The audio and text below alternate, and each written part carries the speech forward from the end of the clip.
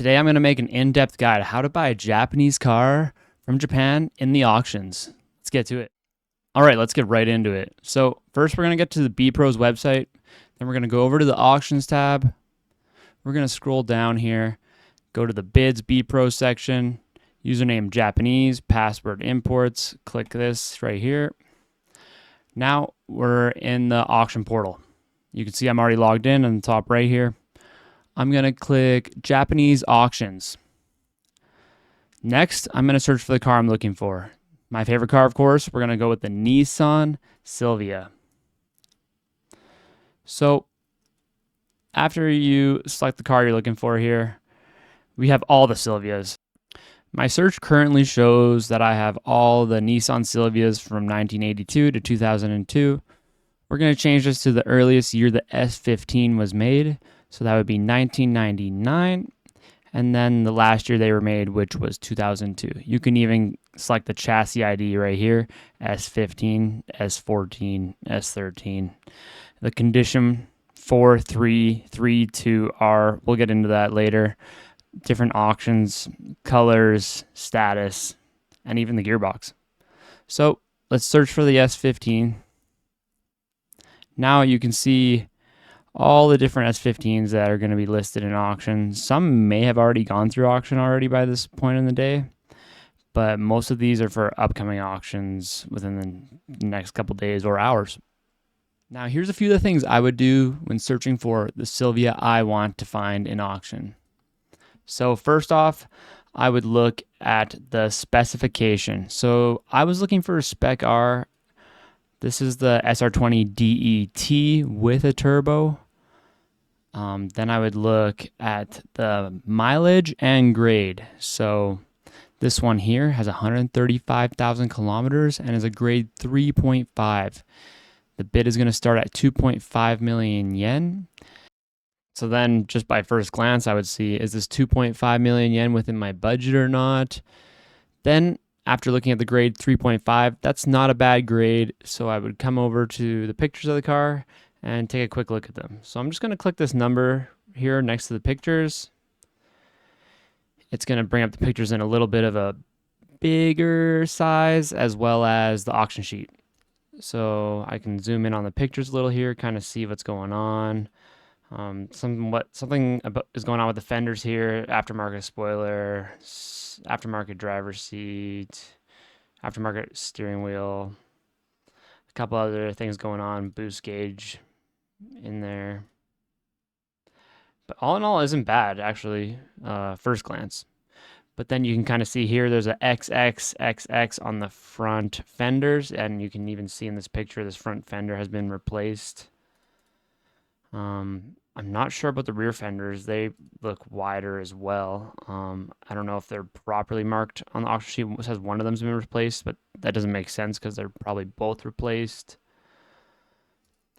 And it has a W2 on the back. So W means repair mark. Sometimes it's writing as well. So there could be some weird marks in the paint, as well as a W2 on the roof. So I'm a little worried that there might be some repair marks for rust on the roof. So that's something to look into. But all in all, not too bad. So why is it a 3.5? It's a 3.5 because it's not a 4. That's pretty much the easiest way to say it. So a 4 is almost a perfect car, not or a couple blemishes here and there. It could have a couple scratches, maybe some small dents. So why is this car specifically a 3.5? I think it's because there's aftermarket parts on here, replace fenders, repair marks, could have even been in a collision before. And it's just not quite at that clean condition that a 4 would have. Probably no replaced body parts, small dents or scratches. Overall, good car, but has seen better days when it was new. So then I would decide, hey, do I want to get an inspection on this car? Am I into these wide body fenders? Do I like the look of the car? Am I worried that the car's maybe bagged because it has an e-brake button? Maybe, but I might still get an inspection. And to be honest, I do kind of like this car, and if you could get it for a good price, it wouldn't be too bad of a deal. So there's a couple other things you got to check before you go ahead with looking more into this car. And one telltale sign is different auction houses. So you can see here, this one is at the GIFU. So this auction house specifically buys and resells cars from other auctions. So the main auction house is the USS Tokyo. Most people bring their car there and sell their car at auction. But once in a while, these other auction houses, like the GIFU, the GU Ibaraki, the Hero, as well as the USS JAA, are all known to have a lot of resellers. You can even find history on these cars being listed in the auctions before, being purchased, and then being put back up in one of these type of auctions. So for this car, I would just ask BPro, hey, is this a good car? Can you pull up the history? Is this a reseller by chance? And 5 times out of 10, he would say, oh yeah, this has been an auction before. It previously sold for 2 million yen, and now it's being relisted for 2.5 million yen. So every day I would pull up these auctions. Yes, you pay BPro to look up cars for you in auction, but I would take it upon myself to look for new cars every day, because you never know what's going to come up or how quick the auction is going to be. In one of my scenarios, I had a car coming through an auction, and we needed to get the guy out there at 8 in the morning to take a look at this car before it went for auction at 9 in the morning. So because I was able to find that vehicle so early on and identified that I wanted to get an inspection on this, BPro was able to get his agent to look at this car for me. Around Christmas time, I had weeks without finding a good Silvia in the auctions. So I kept waiting and waiting and looking, grasping at straws sometimes. But as long as you're patient and you wait for that exact vehicle you're looking for, you will be rewarded. This entire process takes a lot of patience. So take your time, find that exact car, and then after that, you're still going to have to wait for the car to ship here from Japan. Luckily enough, BPro has reduced their shipping lead times, so that is something to look forward to. They've gone down from 3 to 4 months to maybe even 2 to 3 months. Because you might be doing this for a while like I was, you can go through cars that already sold in auction. So you can go through sales stats, pull up my Nissan Silvia, and see different Silvias that have sold in auction recently or did not sell.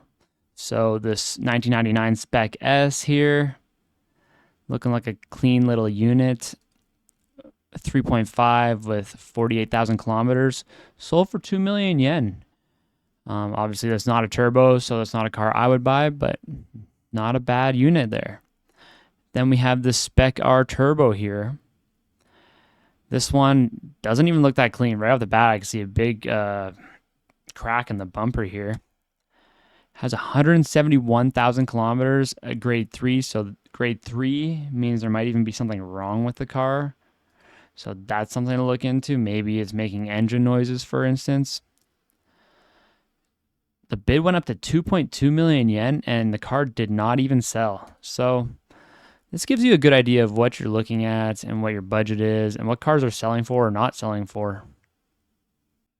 So I'm going to go over a few more examples of some cars. So we have this 2001 Spec R Super High Key package that was in auction. It did not sell here.